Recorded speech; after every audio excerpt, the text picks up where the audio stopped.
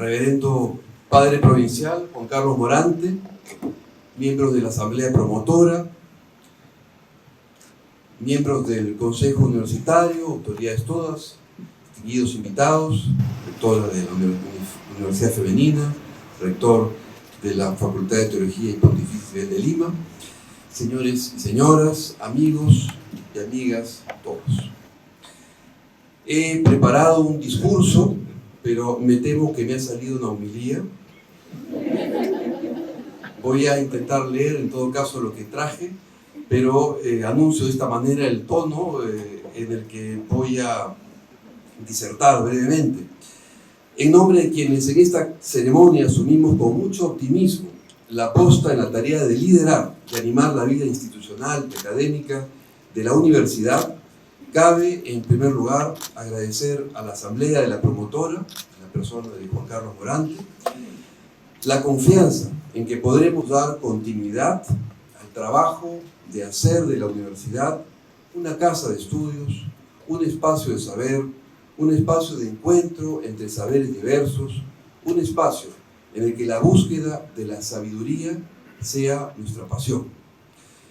El licenciamiento obtenido en el año 2017, bajo la batuta de las actuales autoridades, nos ha abierto el camino y nos ha señalado cuáles deben ser nuestras prioridades. Cuento con toda la comunidad universitaria para hacer frente a estos desafíos. Cuento con sus capacidades y sobre todo con su deseo de hacer las cosas cada vez mejor. Agradezco en nombre propio y de la universidad el trabajo, la disciplina, el desgaste que han supuesto los diferentes logros de los que hoy nos felicitamos. Los agradezco en particular en las personas de Ernesto Cabaza, Aldo Vázquez y Edwin Vázquez. Y agradezco a quienes junto conmigo han estado dispuestos a asumir las responsabilidades de la Vicerrectoría Académica y las direcciones del Medio Universitario de Investigación, es decir, Isabel Berganza, Dafne Zapata y Juan Dejo. Tenemos, como saben, un desafío inmenso por delante y a estas alturas podríamos decir que Dios nos ayude. Nuestros documentos fundacionales recuerdan que nuestra universidad busca formar ciudadanos capaces de transformar activamente su entorno desde el piso firme de las humanidades, de las ciencias humanas, de las ciencias humanizadas, es decir, de una sabiduría que no se reduce a un número de créditos o de cursos. Esta sabiduría debe ser capaz de transmitir una forma, un estilo de vida. Y es verdad, la educación solo puede constituirse en una genuina formación cuando ella está comprometida con el ideal de ofrecer un estilo de vida capaz de un impacto visible, y no solo con el procurar un instrumento para ganarse la vida.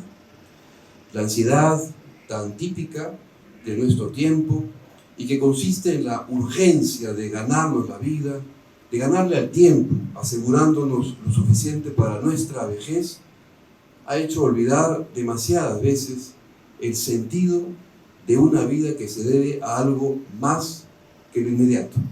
La verdad, creo que el sentido de la vida viene de algo que es ajeno a ella misma. Como lo dijo alguna vez el filósofo Wittgenstein, el sentido de la vida reside fuera de ella. Cuando San Ignacio de Loyola decidió estudiar en una universidad, de hecho en más de una, porque el pobre o no aprovechaba los estudios o terminaba encarcelado por la Inquisición, cuando decidió estudiar en la universidad, siguió una intuición que es algo no solo cognitivo, sino también afectivo. Este buen hombre no tenía todavía idea del lugar a que lo llevaría su intuición, pero sabía que no estaba haciendo las cosas al azar, al acaso, sino que obedecía a un sentido, a un orden superior.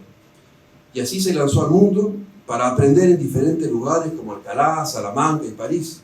Pero junto con esta intuición, lo que lo obsesionaba era descubrir cómo podía sacar más provecho de sus estudios.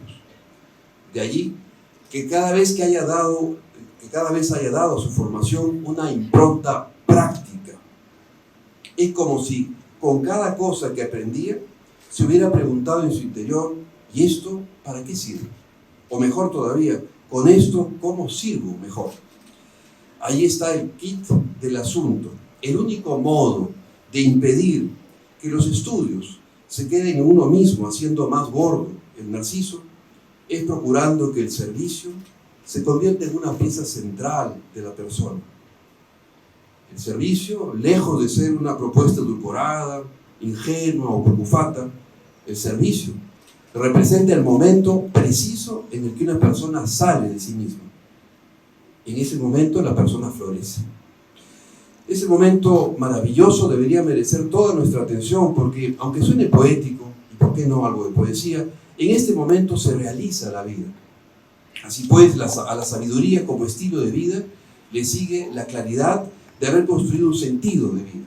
Y a este sentido de la vida, la certeza de hacer del servicio un o el lenguaje por excelencia. La Ruiz de Montoya necesita conservar su identidad humanista y es indispensable que todos los que formamos parte de la comunidad universitaria entendamos perfectamente lo que quiere decir esto.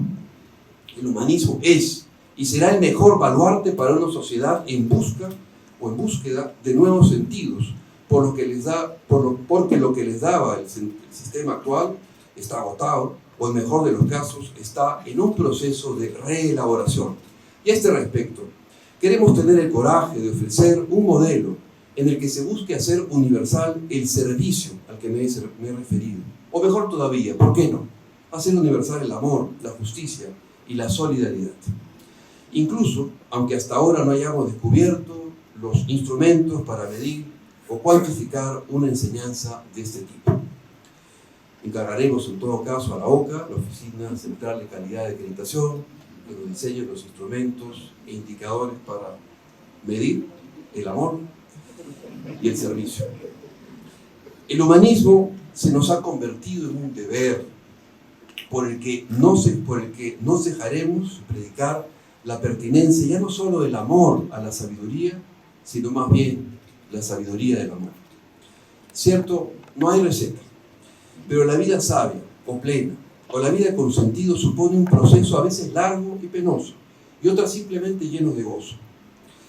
Este proceso sin receta fue resumido por un jesuita que el padre general Kolbenbach resucitó. Me refiero al padre Ledesma y a sus 4 pilares para explicar o dar cuenta de la formación ignaciana: humanitas, humanismo; utilitas, utilidad; fides, fe; y justicia, justicia.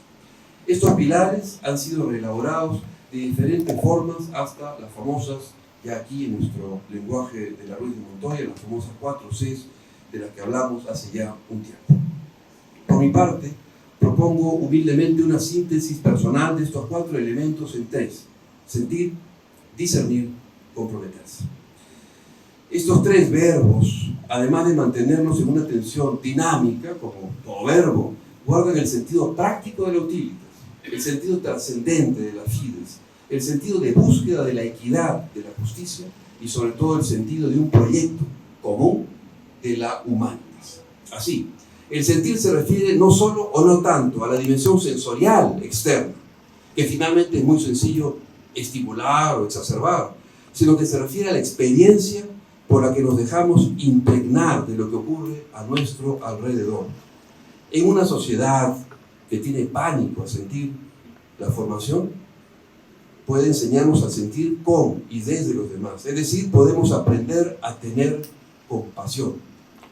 No me puede resultar indiferente una revuelta en Chile, ni tampoco un cuadro de El Greco. Esta capacidad se desarrolla con el hábito de explorar el corazón de la persona y se evidencia en la pasión por construir relaciones sanas alrededor de nosotros. No se puede sentir si estamos llenos de temor. Pero estar en movimiento, gracias al sentir, no significa todavía que haremos lo correcto. El sentir se convierte muchas veces en una tiranía y mala consejera si no se ha depurado primero. En algún momento todos hemos pagado caro las consecuencias de esta falta de filtros con respecto al sentir. y el actual desarrollo de las redes sociales puede ser un ejemplo de un concierto, o más bien de un desconcierto, de sensibilidades mal digeridas, de emotividades que se desbordan hasta convertirse en síntoma de malestar. Hay que responder con nuestra vida, cierto, pero responder de manera razonable. De allí la necesidad de discernir, de detenernos en el camino, de marcar el paso sobre el mismo sitio. Discernir supone darse tiempo, ponderar, hasta adquirir una certeza que estoy dispuesto a defender con mi vida.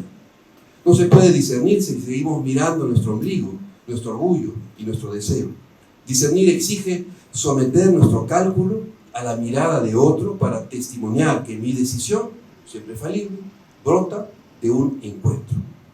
Si esa mirada es la de Dios, tanto mejor, porque culturalmente hemos convenido en llamar a Dios a esta trascendencia, que nunca se confunde conmigo mismo, ni con mis inclinaciones más infantiles.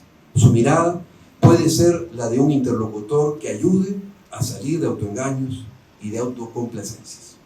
No se puede discernir en ausencia de los demás. Pero una vez más, o mejor dicho, una vez que decidimos tener que confiar, hacerlo de verdad supone entregarse, como si no tuviéramos necesidad de guardar fuerza para el regreso o para el retorno. Permítame una historia que viene a colación, un relato que me ha venido a la mente mientras escribía esta homilía, este discurso. Sí. Dos hermanos vivían frente al mar, solían competir entre ellos nadando desde la orilla hasta un muelle y regresaban.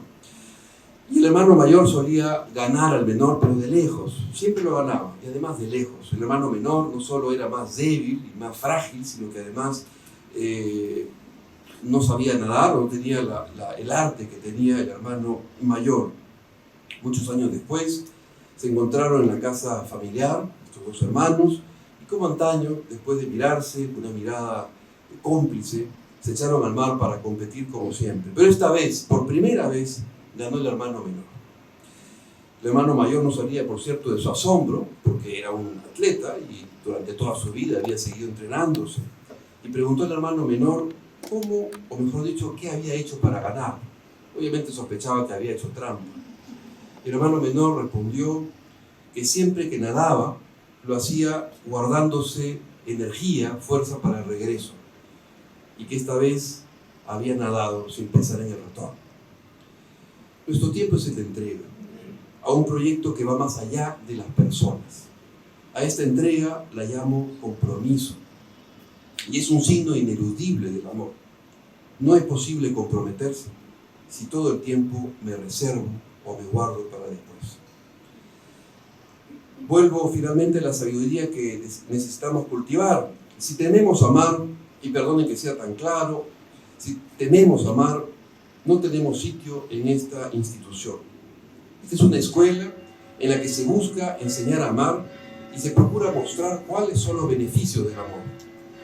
El licenciamiento nos dio tareas y prioridades que tenemos que atender sin descuido y con mucha diligencia y completa corresponsabilidad.